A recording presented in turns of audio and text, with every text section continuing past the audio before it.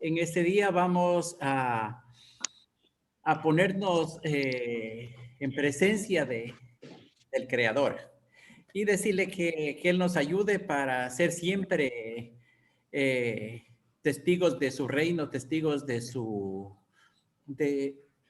de su predicación, ¿cierto? Para que le pongamos mucha fe a este bien común, al trabajo por el bien común, le pongamos mucha fe a este nuevo día de trabajo que vamos a hacer con Pedro y Pedro Pierre. Y entonces, mucho ánimo, mucho gusto por tenerlos a ustedes.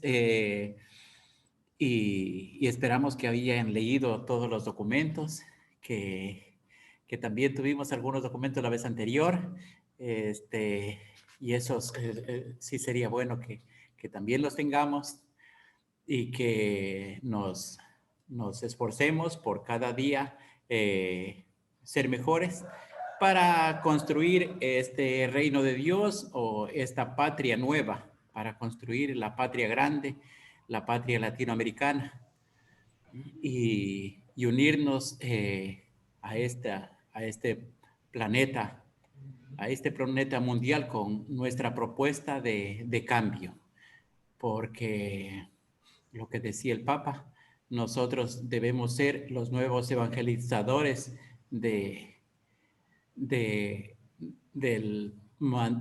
mundo antiguo, que el mundo antiguo ha perdido sus esperanzas. Nosotros tenemos mucha esperanza y muchas ganas de vivir, como las plantitas que sembramos, crezca nuestra vida y nuestro esfuerzo por construir este nuevo amor, este nuevos cielos y estas nuevas tierras, la Via Yala para todos y todas. Buenos días, compañeros, muchas gracias. Adelante.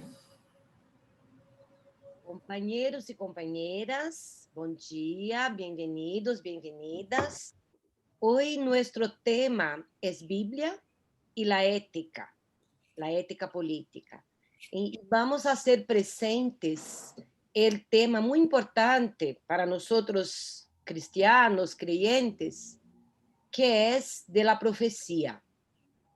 Entonces, ahora, por favor, quien tiene su plantita, su flor, pon ahí visible en la pantalla. Quien tiene también su luz, para así hacermos juntos una mística importante, sensible, que haga presente las profetisas y los profetas de nuestro tiempo. Vamos a estudiar los profetas y las profetisas de la Biblia, de la antigüedad, pero pensar y traer presente a las profetisas y los profetas de hoy, los que han dado incluso sus vidas por un proyecto de sociedad, de justicia, de fraternidad, de humanidad. Entonces, las flores y las plantitas son para simbolizar la vida. Eso es lo que queremos, vida digna, plena, abundante para todos, para todas. Y la luz la necesitamos para tomar las mejores decisiones, mantener la esperanza, la fuerza. Vamos a prender nuestras luces.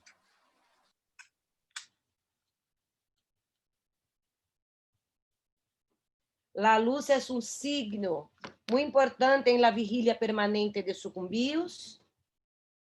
Está siempre presente para ellos a más de 400 días y la estamos también trazendo para el curso en estos sábados. Entonces, primeramente, quiero traer la presencia de las profetisas, porque hay todo un proceso de invisibilización de las mujeres en la lucha. Somos bases, estamos desde siempre, sosteniendo mucha cosa, pero en la historia y en la memoria muchas veces nos quedamos invisibles. Entonces voy a empezar trayendo la presencia de las que podemos designar como profetisas del Ecuador. Dos mujeres al inicio muy importantes. Cuando yo diga el nombre de ellas, todos por favor abran sus micrófonos y digan presente a cada una. ¿Sí? Bueno, la primera profetisa que quiero traer presente es la compañera indígena Tránsito Amaguaña, la resistencia indígena. Presente. La otra compañera es Dolores Cacuango, Mamá Dulú. Presente. La otra compañera, ahora índome un poquito para Perú, otra profetisa, Micaela Bastida, compañera de Tupac Amaru II.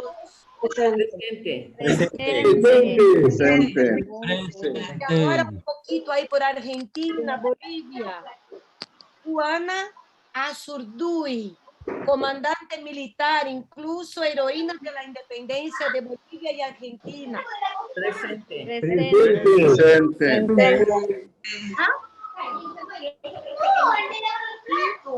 Una religiosa ecuatoriana que junto a otros profetas,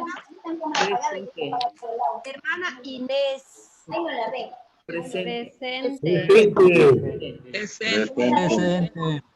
Y ahora también una compañera hondureña, ambientalista, muy importante, ganó incluso un premio, fue asesinada en 2016, la compañera Berta Castro. Presente. Una misionera que no ganó premio, pero vivió muchos años en Amazonía y ahí fue. Está presentándose, mija. El micrófono, Esperancita, por favor. Tenga su micrófono, compañero.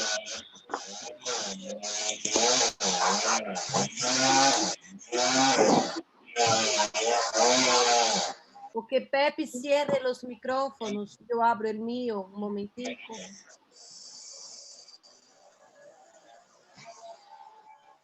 Una compañera que no es brasileña, pero vivió, trabajó y fue asesinada en la Amazonía.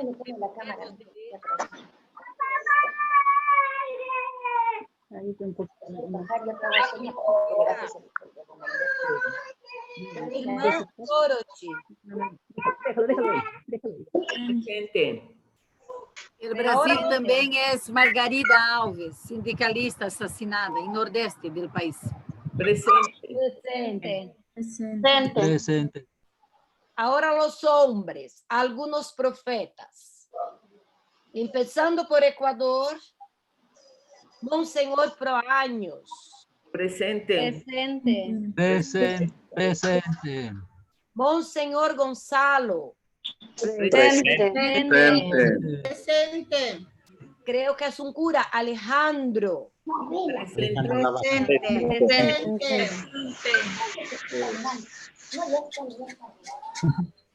Y Don Oscar Romero.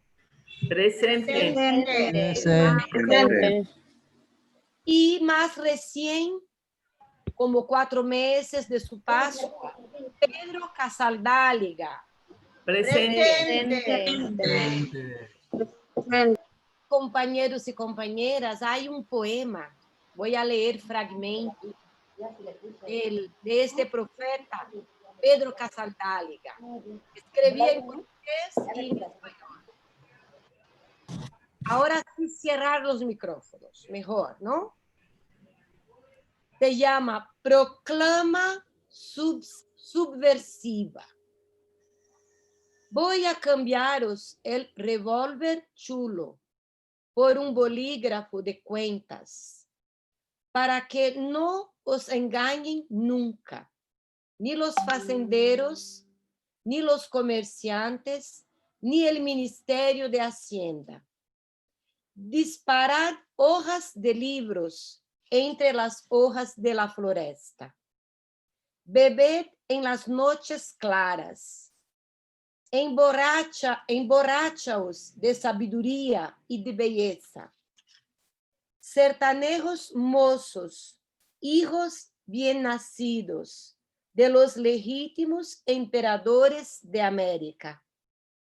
Muchachas, garzas, torvas, madres, niñas apenas, que guardias en las arcas de vuestros ojos indios todas las lunas de las abuelas.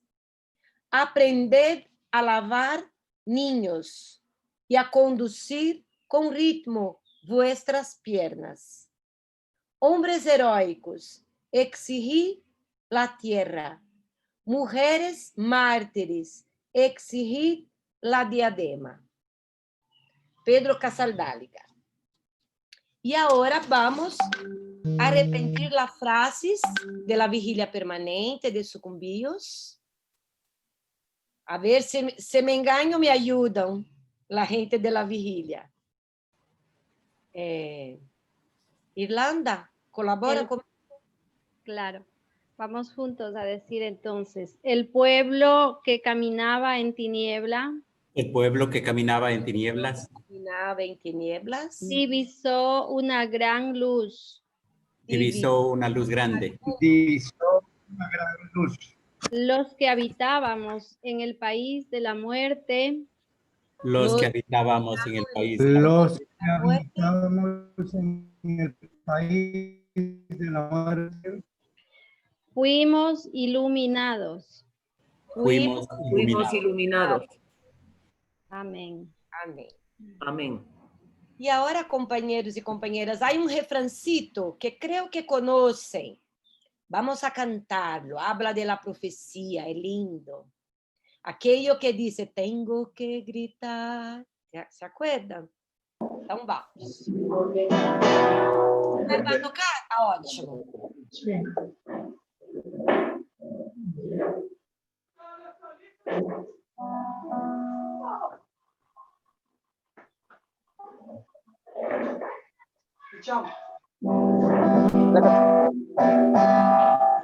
Tengo que gritar, tengo que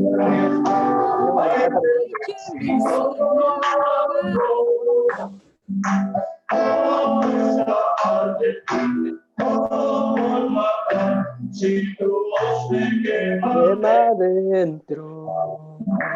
Tengo que hablar, Tengo que luchar, ay, no hago ¿cómo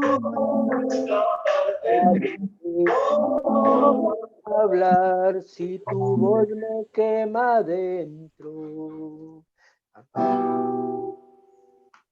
Ótimo, muy bonito. Y así empezamos entonces nuestro estudio de esta mañana con las profetisas y los profetas de nuestro tiempo presentes, nos acompañando, nos fortaleciendo. Amén. Amén. Bien, buenos días con todos y todas. Dando la bienvenida también a quienes no tuvimos todavía la oportunidad de saludar, ¿no? Porque con algunos sí saludábamos, conversamos, pero todos y todas siéntanse bienvenidos, bienvenidas en este ya cuarto encuentro, porque recordamos que este curso inició con el análisis de coyuntura para ponernos como pie en la tierra, para hablar de la ética y la participación popular en una política diferente o como aporte a una política que no sea de corrupción, sino para el bien común.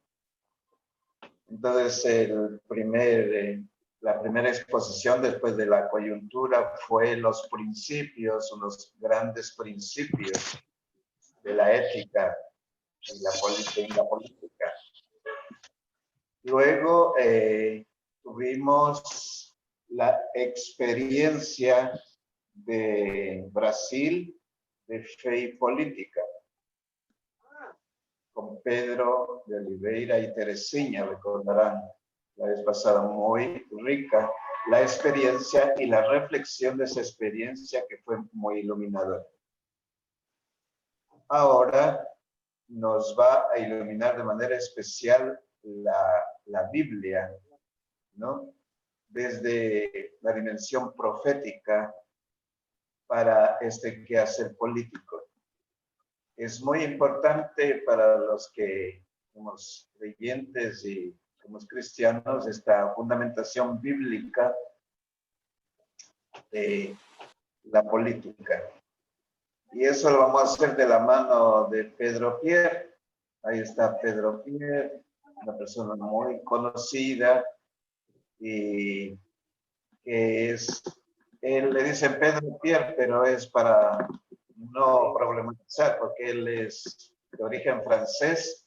Y ustedes saben que a los franceses les gusta escribir lo que no se va a pronunciar. Entonces, el apellido de él es Rifaut, pero seguramente no es así, sino Rifaut, o no sé cómo será, pero entonces él prefirió, al estar en América Latina casi la mayor parte de su vida, a que le digan Padre Pedro Pierre, o sea que es Pedro mismo, ¿no es cierto? El Padre Pedro y Pierre es Pedro en francés, entonces el Padre Pedro Pierre, así es como lo conocemos. Es una persona que desde su fe y compromiso como misionero en América Latina ya lleva décadas, ¿no? Desde los años 60, él ha estado algún tiempo, cerca de 20 años en Centroamérica, en Nicaragua, por ahí, acompañando comunidades eclesiales de base, en unas zonas muy vastas, muy grandes. Y luego también en Ecuador, que es donde se encuentra ahora, y está ubicado en Guayaquil. Muchas cosas podría decir de él, pero lo principal es que es una persona que ha estado siempre acompañando a la CEPS, y en Ecuador pues acompaña la Coordinación Nacional de CEPS, y también es uno de los que acompaña y asesora del equipo de asesoría de la CEPS continental, de la articulación continental de CEPS. Recientemente, el año pasado, ya va a ser un año, cuando empezó la pandemia, se realizó este encuentro latinoamericano en Guayaquil, y ellos fueron los anfitriones, ¿no? El Padre Pedro y todo ese equipo de coordinación del Ecuador. Entonces, muchas gracias a Pierre por una vez más acompañarnos acá en Sucumbíos. También estuvo 2 años en Sucumbíos, y pues seguimos en esta relación. Y le agradecemos porque él envía periódicamente siempre sus artículos cada semana, y ha enviado una novena, incluso para este año. O sea, es una persona que está continuamente elaborando, enviando materiales, iluminando, dando criterios, apoyando este trabajo de las bases de la gente de nuestro pueblo, desde la fe. Muchas gracias, Pierre. Bienvenido para acompañarnos esta mañana, que más o menos se va a desarrollar de la manera siguiente. Va a hacer a continuación su exposición, pero para no hacerle cansada, le vamos a dividir en 2 partes. Primero 25 minutos, luego hacemos una canción profética, y luego sigue otros 20 minutos aproximadamente. Entonces, de manera que entre 50 minutos, cuando está ahí, lo están escuchando usted. en 2 partes. para después proceder, como ya estamos habituándonos a este trabajo de participación en los grupos, ¿no? Se formarán los grupos con unas preguntas, que creo que las preguntas también ya las enviamos, ustedes las conocen, y pues con todo lo que han leído y lo que han traído acá, ese trabajo de grupos quedará muy rico, ¿no? Por eso les pedimos que se pongan pilas, la coordinación de cada grupo y quien haga de secretario o secretaria relatora, que tome nota. Y también el coordinador o coordinadora, como ya hemos tenido la experiencia de que a veces falta el tiempo, que es de 30 minutos, hay que ver cuántas personas están, ¿no es cierto? Están 10 personas, están 8, pero creo que máximo unos 3 minutos por cada uno debería darse para que puedan hablar todos, recoger un poco y leer lo que ha anotado el secretario o secretaria, completar o corregir alguna cosa antes de plenario. Entonces, con esas indicaciones, creo que por ahora bastan, se vuelve al plenario y Pierre tendrá la oportunidad de cerrar un poco más el tema del profetismo en la Biblia, ¿no? Que ilumina una ética en la política del bien común. Entonces, bienvenido, Pierre. Tienes la palabra. Adelante. Muchas gracias, Edgar. Buenos días con todas y con todos.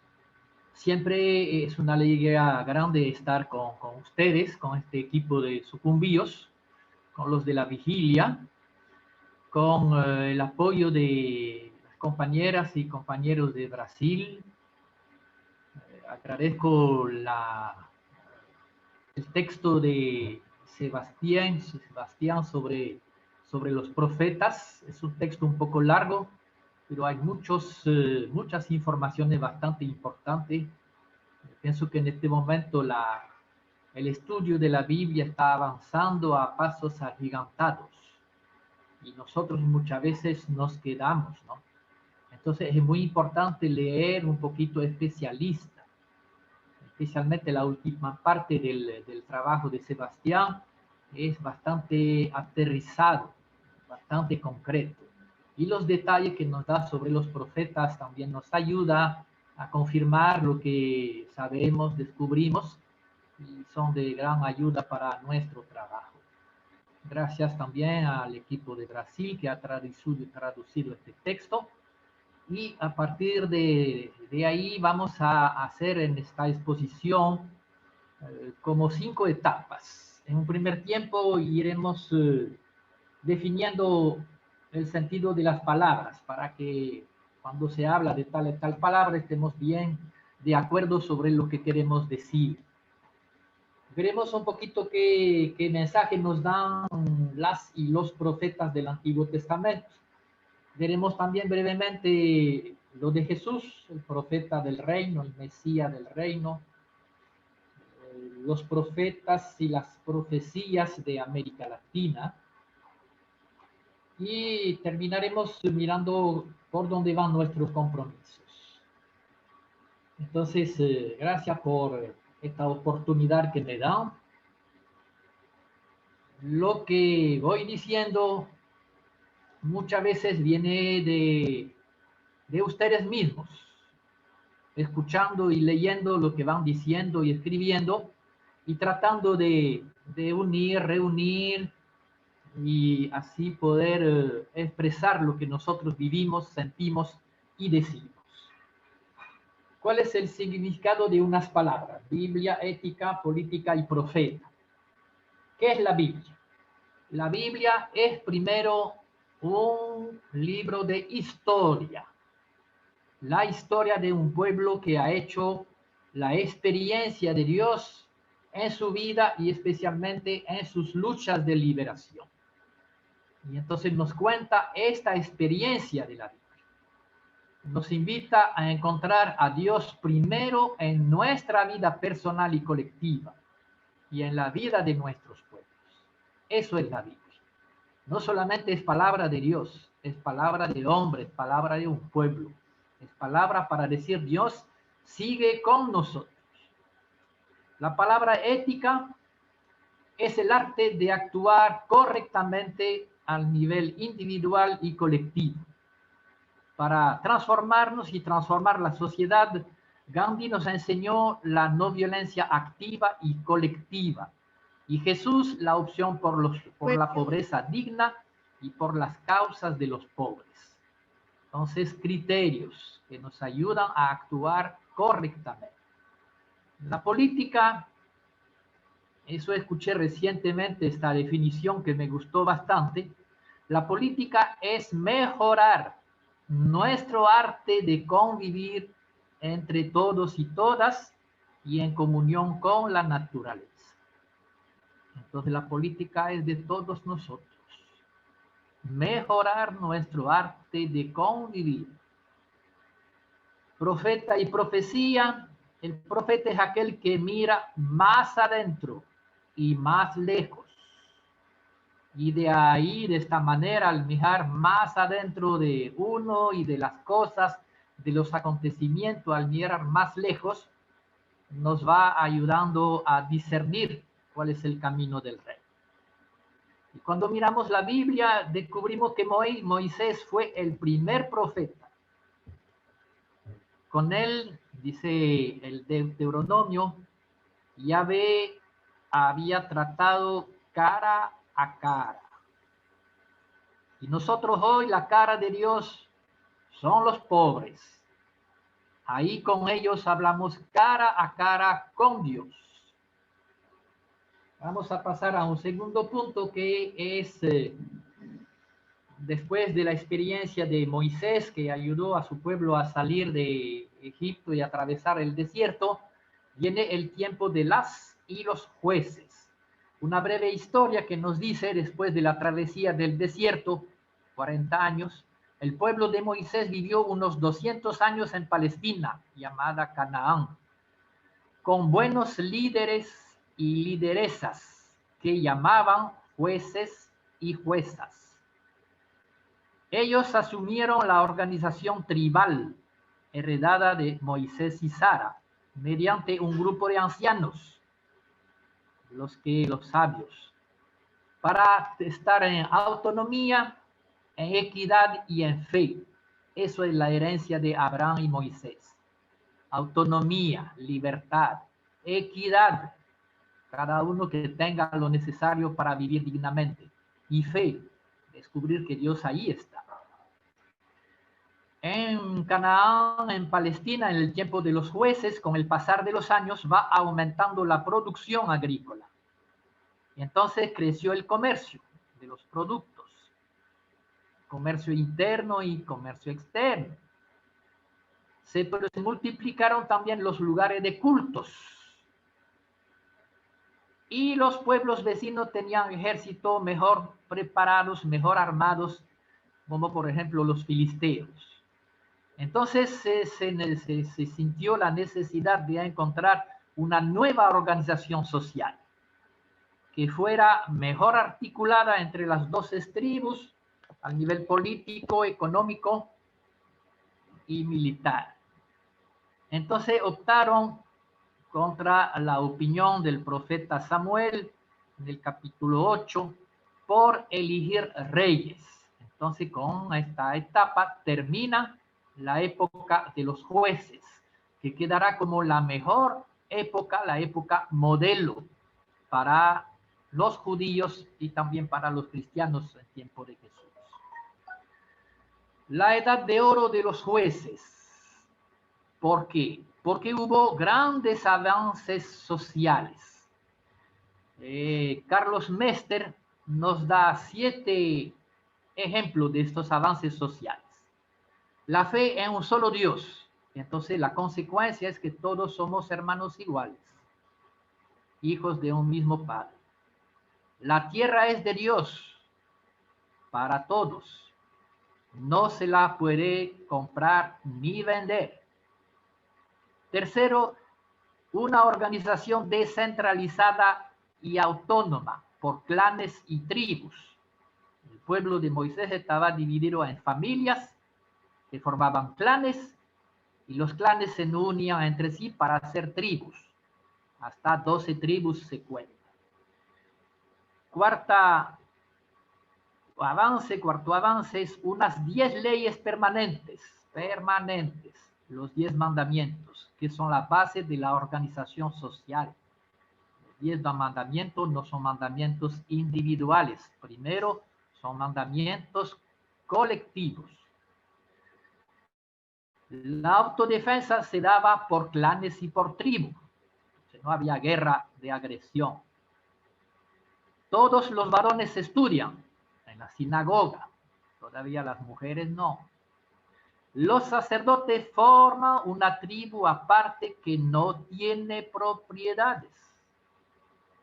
Los padrecitos de este tiempo, los levitas, no tienen propiedades. Tenían diezmos y primicias para poder comer, ¿no? El culto que hacían era hacer memoria de la presencia liberadora de Dios y celebrar esta presencia y liberadora de Dios ahora también. Eso nos lo enseña Carlos Mestre. Sigamos con otro punto, que es el tiempo de los reyes y el tiempo de las y los profetas. Avanzamos un poquito, Pepe. Las y los profetas son centinelas del rey. Los profetas son los que van velando por la alianza del Sinaí. Recordemos los 3 objetivos de la alianza del Sinaí con Moisés y Miriam, que eran vivir en libertad, o sea, no ser esclavo de ninguna nación, ni hacerse esclavos unos de otros entre los israelitas. Organizarse participativa y equitativamente, segundo proyecto de Moisés. Y tercer, creer en un Dios amigo y liberador. Lo de un Dios amigo viene de Abraham y liberador es la experiencia de Dios con Moisés y la salida de Egipto. Los profetas y las profetisas mantuvieron viva la memoria de la alianza contra varios personajes, contra el rey y su corte, que caen en la acumulación de bienes y la explotación de la gente, contra el templo de Jerusalén, su sacerdote y su culto, que justifican las injusticias del rey, y también contra los imperios vecinos, cuyas alianzas son siempre desfavorables. Entonces, eso era el gran mensaje de los profetas. Contra el rey, contra el templo de Jerusalén, contra los imperios vecinos. Veamos otro punto, el fracaso de los reyes. Esta época, que duró 5 siglos, fue en definitivo un gran fracaso, pero del cual siempre se puede sacar lecciones. Una pequeña historia de estos 500 años.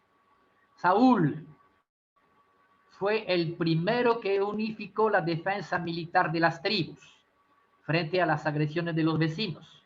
Entonces él puso en marcha como una defensa comunitaria, no solamente que cada tribu se defendía, sino que va uniendo las tribus para defenderse mejor. David organizó la monarquía y centralizó el poder en Jerusalén. Decidió él solo, que Jerusalén fuera la capital. Construyó un gran palacio real con su corte y organizó un ejército permanente. Eso fue el aporte principal de David. Y tal vez David no sea el grande rey que se nos ha dado a conocer. Salomón, el hijo de David, completó el sueño de su padre. la construcción de un templo único con sacerdotes propios, además de los levitas que estaban en los distintos pueblos. Y Salomón también va empezando recaudación de impuestos en todas las tribus, clanes y familias. Por eso que después de Salomón, el reinado, Palestina se va a dividir entre el reino del norte y el reino del sur. Luego vienen las alianzas con los reinos y los imperios vecinos. Y se dieron matrimonio con reinas extranjeras que trajeron su corte y sus divinidades. No pensemos que un Dios único comenzó con Abraham o con Moisés. Había muchas divinidades. Y así con los reyes se fueron perdiendo los ideales de la alianza. Libertad, equidad y fe liberadora. Los reyes querían ser un imperio más. Entonces ahí vienen las dificultades. Las y los profetas son los defensores de los pobres. Sería el punto siguiente, ¿sí? Eran los promotores tenaces del proyecto de los pobres. Los profetas fueron, como muchos de nosotros, defensores en las comunidades eclesiales de base de este proyecto de los pobres y de la utopía de la fraternidad. Eso fue la gran misión, la gran tarea de los profetas. Mantenerse con el pueblo pobres, defender el proyecto de Moisés y fortalecer la utopía de la fraternidad. Segunda cosa, pregonaban la esperanza. Si Dios está con nosotros, ¿quién contra nosotros? Como dice San Pablo. Un pequeño resumen del mensaje de Isaías. El pueblo de los pobres es el siervo sufriente que salvará la humanidad. Imagínense esta visión. La misión del pueblo de Moisés es una misión universal. El profeta Oseas, la libertad con Dios o la esclavitud con las divinidades. Según miramos a Dios, según miramos a nuestras divinidades, o seguimos en libertad o nos dejamos esclavizar. Jeremías es el testimonio de la resistencia en medio de las desgracias. Él vivió el exilio en Babilonia. Sofonías, qué bonito. Dios bailará con su pueblo, porque el pueblo de los pobres no morirá jamás. Miqueas, en medio de las dificultades vendrá un rey Mesías, que restablecerá el predominio de la alianza. Habacuc, es muy fuerte, aunque es un libro muy corto, el silencio de Dios, porque a veces uno no sabe reconocer esta voz de Dios. El silencio de Dios aguarda una nueva aurora, porque Él tiene siempre la última palabra. Aquí unos mensajes. Vamos a mirar también que la profecía continúa y continúa a través de los sabios. El tiempo de las y los sabios de regreso en Palestina. 500 años de los reyes termina por un exilio, diríamos como una nueva ida a Egipto, sino que esta vez era la ida a Babilonia, al este. Y entonces, tal vez antes de pasar a esta época, veamos la reforma de un rey, el rey Josías, que hizo todo un resumen, una relectura, una redacción del Antiguo Testamento, es decir, de la época anterior a él. Él reunió las tradiciones escritas y las tradiciones orales. Por eso que es de este rey que tenemos la mayor parte del Antiguo Testamento. Aquí quiero hacer una explicación breve de los 10 mandamientos. Porque los 10 mandamientos, claro, comienzan con Moisés, pero se fueron haciendo a lo largo de los siglos. Y los 10 mandamientos son la defensa del proyecto social de Moisés y el resumen de la Carta Magna del pueblo de Jesús. Los 10 mandamientos no son primero 10 mandamientos religiosos, son 10 mandamientos sociales.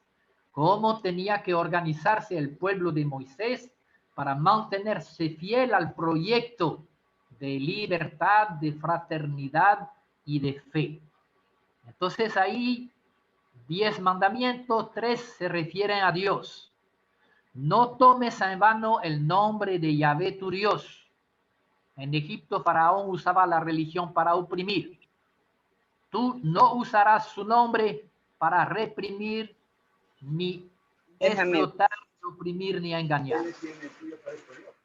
Segundo mandamiento, no te hagas estatuas de nada y de nadie, especialmente con las divinidades que venían desde fuera. Las imágenes sustentaban la magia, el negocio con Dios. No reducirás a Dios a obedecer tus intereses individuales. Tercer mandamiento, recuérdate el día sábado, que nadie trabaja.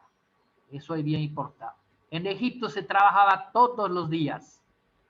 Entonces, descansa un día por tu dignidad, por la fraternidad y por la fe. Ahorita cuando se trabaja el domingo, regresamos a la esclavitud y nos olvidamos de nuestra dignidad, de la lucha por la fraternidad y de una fe liberadora. Respeta a tu padre y a tu madre. Donde Faraón había que respetar la jerarquía. Y Moisés enseña a su pueblo a respetar a los padres de familias y a los padres y madres de la comunidad. No matarás. En Egipto la vida de los pobres no valía nada. La vida no se puede destruir ni por el crimen, con este mandamiento, ni por la guerra, ni por el hambre, ni por la enfermedad, ni por el analfabetismo. No cometerás adulterio. Al ir con varias mujeres, se comete una discriminación de la esposa, del mismo que va con otra mujer, y una discriminación de la mujer que utiliza por su placer. La prohibición de la adultera promovía la igualdad entre varones y mujeres. No robes. Los esclavos no tenían ni derechos ni propiedades. No robar quiere decir no quitarás a otro sus medios para vivir y sobrevivir. No des falso testimonio contra tu prójimo. El sistema social de Egipto tenía como bases la mentira, el engaño y la corrupción. Moisés dice, actúa con respeto y transparencia. El mandamiento 9 y el 10, no codicies nada de lo que pertenece a tu prójimo. La acumulación de bienes eran las bases del poder del faraón. La grandeza proviene del compartir y de la equidad. Limitarse a lo que necesitamos, no lo que deseamos y anhelamos. También esta parte viene de Carlos Mester. Creo que vamos a hacer ahí una pequeña pausa, como nos decía Edgar, para que con un canto vayamos respirando y preparándonos para la segunda parte. Edgar, si me escuchas. Sí, aquí está el equipo cantor.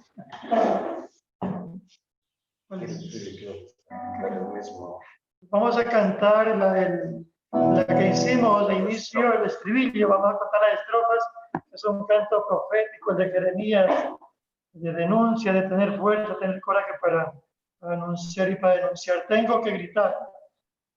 ¿Tiene algún libro de canto o los de aquí de Sucumbíos 432 en el folleto. Tengo que gritar, vamos a cantarlo entero.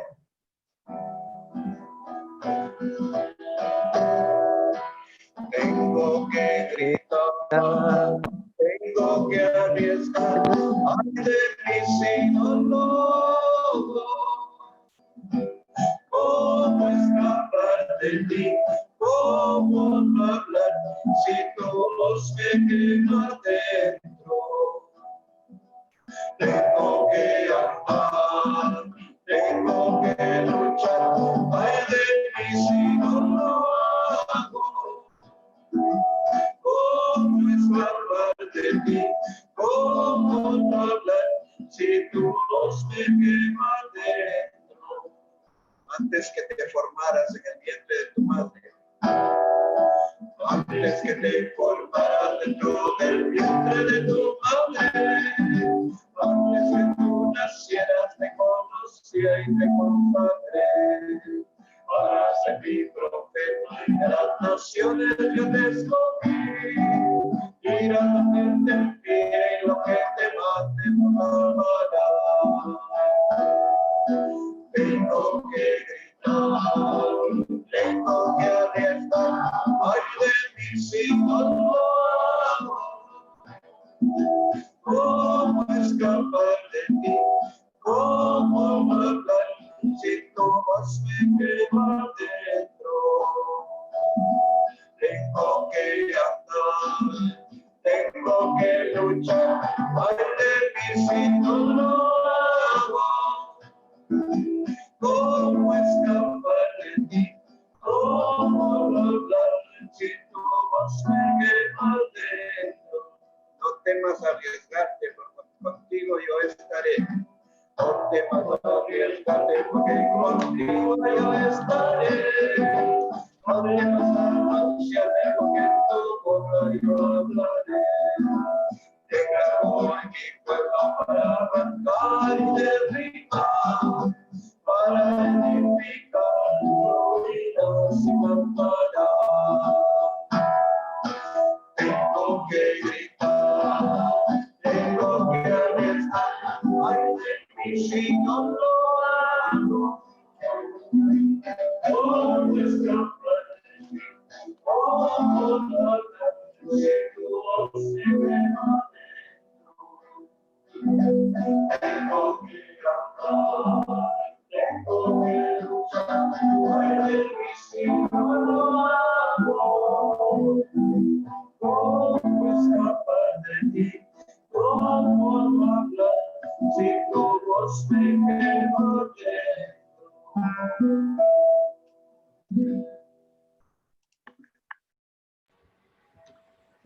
Vamos a continuar. Para escuchar mejor, siempre se tiene que apagar los micrófonos, ¿no? En la segunda parte vamos a ver lo de los sabios, las y los sabios. Después de los reyes viene el exilio en Babilonia unos 50 años, y luego de 50 años regresan en Palestina. Entonces es el tiempo de los sabios, que son ellos también una manera de ser profeta. Yo pienso que nosotros muchas veces nos hemos limitado a los profetas. Los sabios tienen mucha enseñanza. Y vamos a ver que los sabios nos invitan a resistir las invasiones culturales. Creo que para hoy también tendremos que descubrir muchas cosas de los sabios para enfrentar esta invasión cultural a través de la televisión, las redes sociales, los celulares, etc. Entonces, las y los sabios, también ellos fueron la voz del pueblo de los pobres. Cuando este pueblo se organizó con el regreso de los que habían sido exiliados, no todos. Entonces, ¿cómo se organiza nuevamente Palestina? Son dos sacerdotes, Nehemías y Esdras, los encargados de reorganizar el país. Ellos eligen la ley como criterio absoluto y lastimosamente esta ley va desplazando la alianza. La ley, el cumplimiento de la ley va a tener más importancia que la alianza con sus tres objetivos.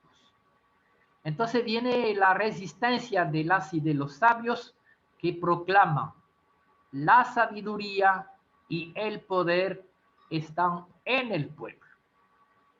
Eso es el gran mensaje de los sabios. La sabiduría no viene de los grandes. El poder no es primero de los grandes. La sabiduría y el poder están en el pueblo de los pobres. Profeta Daniel, los imperios siempre caen, y utilizan un género literario el llamado apocalíptico, las apocalipsis.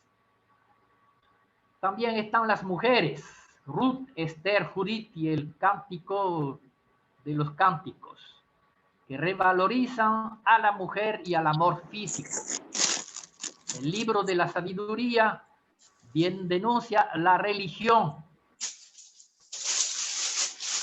como legitimación del poder idolátrico. La religión es utilizada, y lo sigue siendo, como una legitimación del poder político y económico. El libro del Eclesiastés relaciona la esclavitud con la propiedad de la tierra. Por eso que en tiempo de los jueces, cada familia recibía su tierra y esta no se podía ni vender ni comprar. Cuando cambia esta ley, entonces vuelve la esclavitud. Tobías, cosa bien bonita en el libro de Tobías. Tobías valora la religiosidad popular como resistencia a las culturas invasoras. Este pequeño resumen nos hace ver la gran importancia de los sabios que supieron resistir los imperios de Persa, de Egipto, de Grecia y de Roma. La conclusión: la sabiduría es la forma poética de la profecía como resistencia popular. Y ahí tal vez eso nos ayuda a entender por qué el Papa Francisco llama a los dirigentes de las organizaciones populares: ustedes son poetas sociales. Es decir, la fuerza de la poesía para resistir a todos los imperios y sus culturas que nos destruyen. Cuando pasamos a Jesús, descubrimos que Jesús es el Mesías del reino. Pienso que eso es el gran mensaje del Papa Francisco en este momento: volver al reino de Dios. Jesús fue el nuevo Moisés y el nuevo Elías. Recuerden el acontecimiento de la transfiguración. Asumió como ellos, Moisés y Elías, el proyecto de Dios y lo llamó reino de Dios. Entonces aquí un árbol, el árbol del reino, que sale de Génesis 1 y 2 y que nos ayuda a entender cómo es este proyecto que lo abarca todo. Dios, a la raíz del árbol, es la fuerza creadora del universo, ayer y hoy. Esta fuerza, Dios, comparte lo que es vida, amor y comunidad. Al crear, Dios crea vida, crea amor y crea comunidad, porque eso es Él. Y entonces para Él y a su imagen, la armonía es el eje y la meta de todo el universo. Después Génesis nos dice que Dios creó primero los 4 elementos, luego los vegetales y los animales. Eso es la naturaleza, cuyo destino es el compartir entre todos. Los bienes de la naturaleza son de todos y todas. Todo eso es el campo de la economía, porque la economía es la organización del compartir, no solamente del repartir. En esta parte el pecado está en la acumulación. Y 3 lecturas.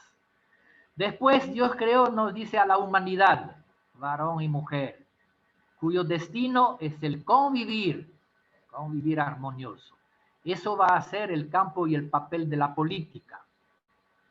O sea, la organización del convivir entre las personas y los pueblos.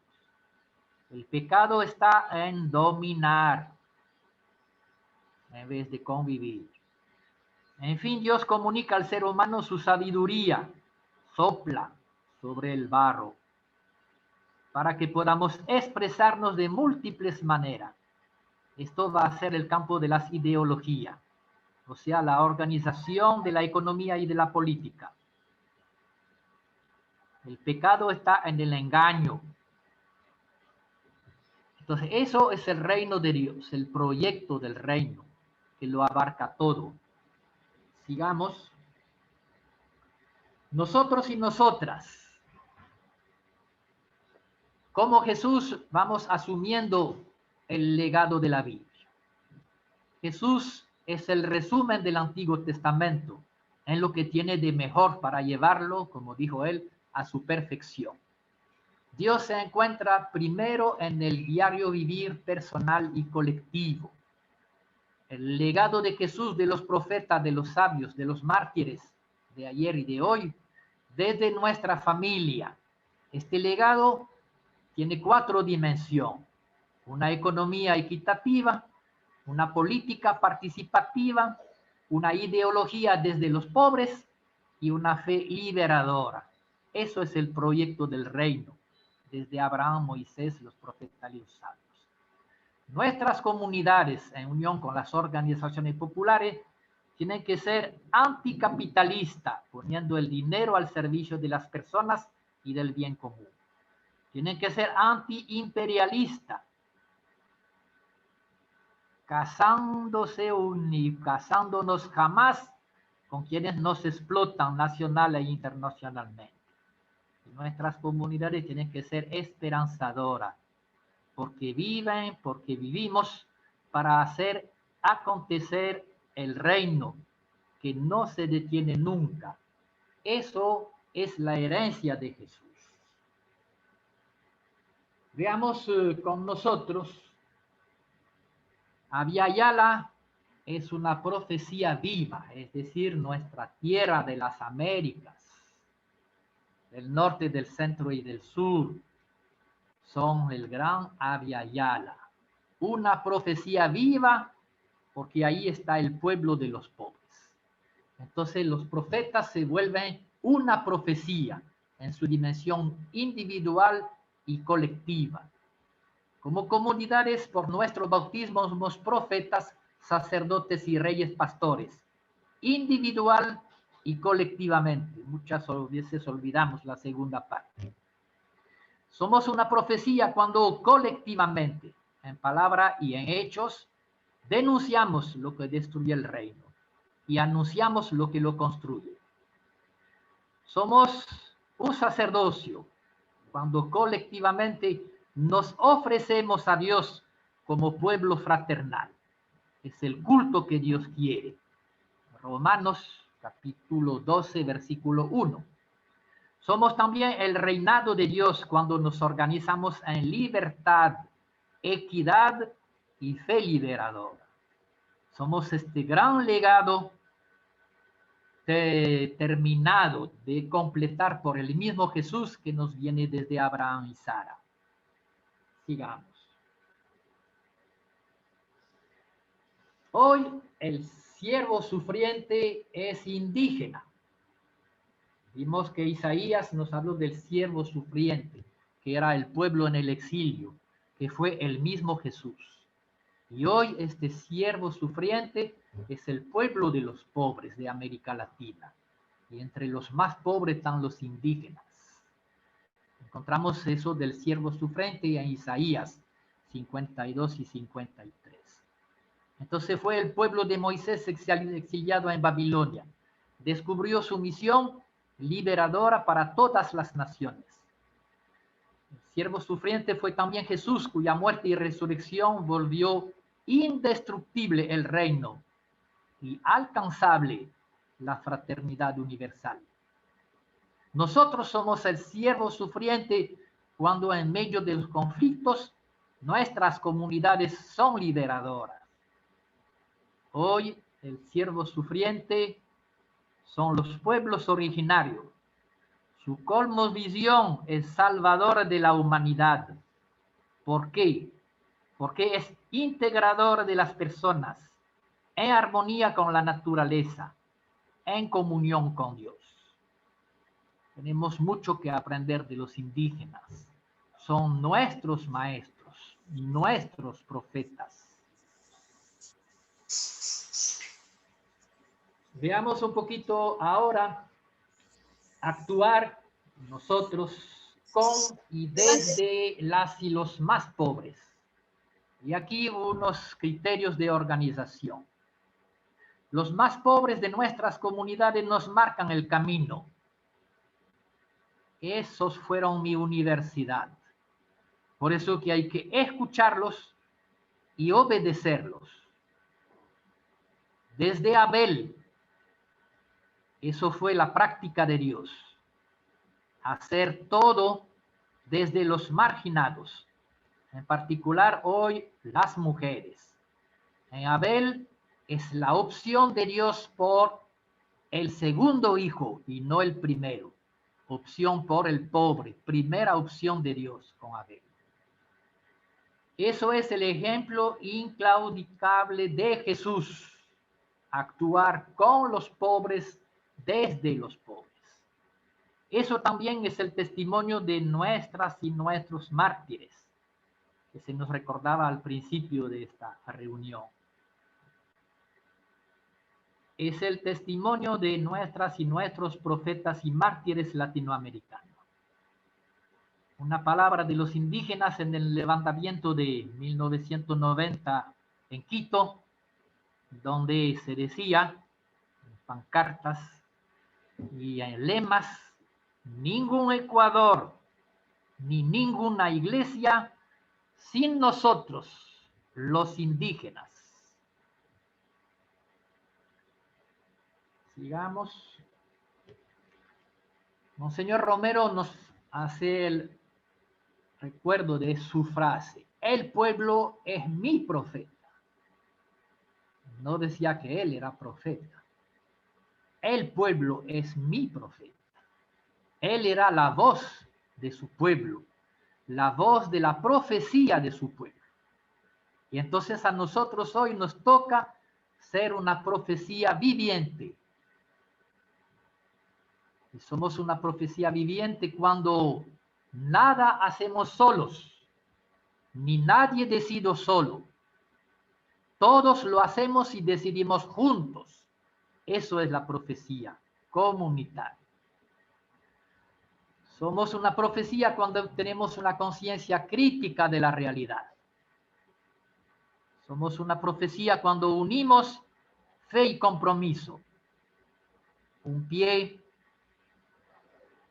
en la comunidad y un pie en la organización popular.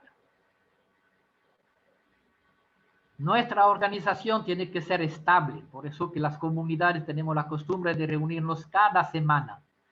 Ahorita tal vez un poco más difícilmente, pero cuando tenemos medios de comunicación ahí lo logramos, como en este momento. Somos profecía viviente cuando sabemos que la política es la mayor expresión de la caridad.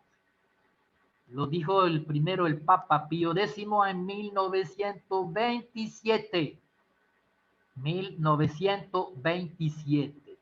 Van a ser 100 años. Y lo repite el Papa Francisco en su carta, todos somos hermanos y hermanas. Somos profecía cuando evaluamos nuestras actividades y cuando reconocemos y celebramos la presencia del reino entre nosotros. Eso es nuestra misión, nuestra gran misión, individualmente, en nuestras familias, en nuestras comunidades, con el pueblo de los pobres.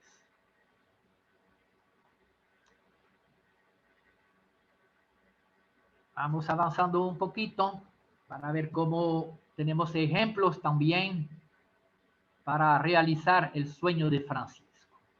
Pienso que con su carta, el Papa Francisco nos da el camino a seguir.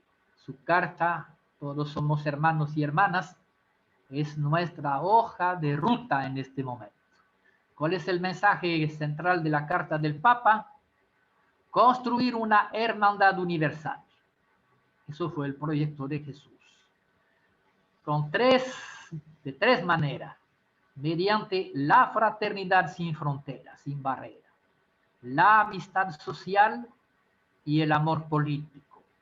A lo menos conservemos este mensaje de la carta del Papa, que es una gran belleza. Construir la hermandad universal mediante la fraternidad sin frontera, la amistad social y el amor político. Y frente a las elecciones que se avecinan el 30 de septiembre, el Papa dijo: no podemos esperar que el modelo económico que está en la base de un desarrollo injusto e insostenible resuelva nuestros problemas. Miremos bien quién está con quién está con el dinero y quién está más con las causas de los pobres. Tampoco tenemos que olvidar, como lo dice el Papa en otro párrafo, reforzar el hombre nuevo y la mujer digna, o sea, nuestra espiritualidad bíblica. Pienso todo eso nos ayuda a avanzar. ¿Dónde están las alternativas para ir terminando más o menos? El proyecto del reino se encarna en las experiencias liberadoras de América Latina. El reino en dimensión colectiva está presente hoy en tres ejemplos. El bien vivir y convivir indígena. Entre los indígenas, la comunidad tiene prioridad sobre la persona, pero la comunidad está a su servicio, al servicio de las personas. Las tres leyes básicas de la cosmovisión indígena: no robar, no mentir, no ser ocioso. La tierra es propiedad colectiva. El Papa también lo recuerda en su carta. No hay pena de muerte ni cárceles entre los indígenas, sino trabajos comunitarios. Eso es el reino presente entre nosotros. Otro ejemplo, las elecciones en Cuba. Son populares y no partidistas. ¿Por qué? Porque las elecciones presidenciales comienzan en las asambleas barriales que eligen a los posibles candidatos. Un segundo nivel de elección se da al nivel de las asambleas provinciales que eligen quiénes van a ser los electores, un poco como en Estados Unidos, menos los fraudes. La última etapa en Cuba es la elección del presidente por delegados provinciales o asambleístas que están elegidos en la Asamblea Legislativa. Cuba tiene mucho que enseñarnos. Tercer ejemplo, los zapatistas en México, que se levantaron en 1994. ¿Por qué? Porque son autónomos en la provincia del Chiapas. Las autoridades son elegidas en asambleas populares. Las leyes son elaboradas por todos. Y la Fuerza Armada de los zapatistas obedecen a asambleas, a las decisiones de asambleas populares. Por eso no se habla de comandante, sino de subcomandante. Quien manda es el pueblo organizado. Conclusión, para ir avanzando y terminando: nadie suelte la mano de nadie, por favor. Si todos nos ayudamos, nadie se cae. Mira el dibujito, qué bonito. Sebastián, que les decía que me ayudó mucho para realizar esta charla, dice: Dios se revela en nuestras luchas de liberación como un camino de apertura a la trascendencia de la vida. Dios se revela en nuestras luchas de liberación como un camino de apertura a la trascendencia de la vida. Eso era la charla que quería comunicarles. Y aquí las preguntas bajo el auspicio de Monseñor Angeletti. Un oído en el pueblo y otro en el Evangelio. Muchas gracias por su paciencia y su escucha.